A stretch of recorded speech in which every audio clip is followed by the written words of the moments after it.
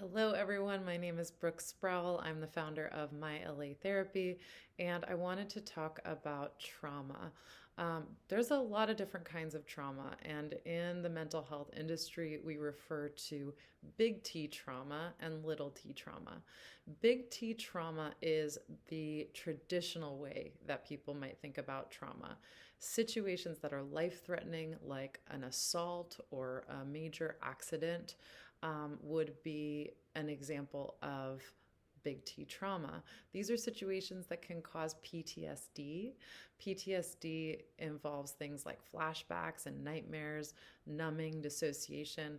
It's a really serious thing. But trauma can also refer to daily ways in which we internalize um, harm, hurt, damage that affects the way that we engage with the world. And so that's what we call little t trauma. So we use those terms interchangeably. We often use the word trauma to refer to the entire spectrum. And every single person has experienced little t trauma.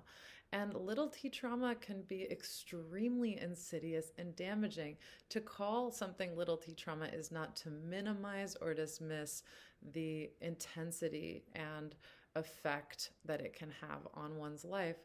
So, for example, a little t trauma would be something like our parents telling us that um, our feeling sad is wrong, or shaming us for our feelings or for our desires or for our dreams.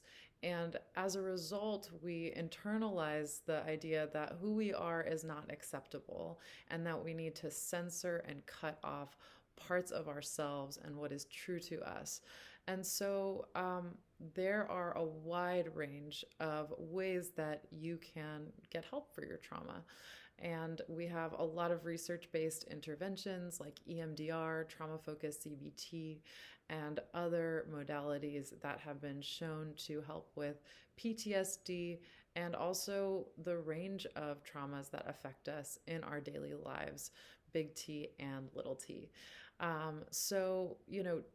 Something that you may have heard before is that trauma lives in the body. And something I know firsthand is that we cannot talk ourselves out of our mental health problems. Unfortunately, we can't think our way out of them. We can't rationalize our way out of them. And that's one of the things that can be so frustrating. We think, oh, if I just understand this, if I just think about this the right way, that will free me from the pain of it. When in reality, we have to address things experientially. We have to deal with trauma in the body and in the unconscious realm, not just in the conscious mind. I often cite the research that the conscious mind processes about 35 to 50 bits of information per second, and the unconscious mind processes 11 million bits of information per second. And if you are a math person, you can understand the exponentiality of compounding numbers and how the unconscious, therefore, has a treasure trove of information. And that's is what our guts, our intuition are composed of, is this treasure trove of rich and vast data that we accumulate throughout the course of our lives. And that's why quite often our intuition and our logical minds don't match up. And so there is incredible power in learning how to access the unconscious and get more connected and tuned into our intuition. And trauma can alienate us from our ability to do so.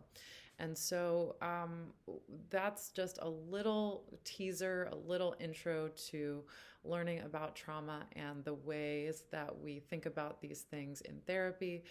We have a ton of resources on our site that can help you start to understand your trauma and how to help yourself.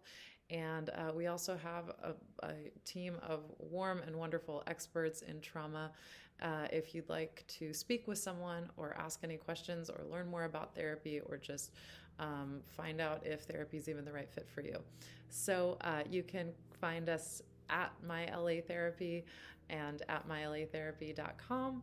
And we would be happy to hear from you. Submit a contact form, shoot us a text or email. We would love to help.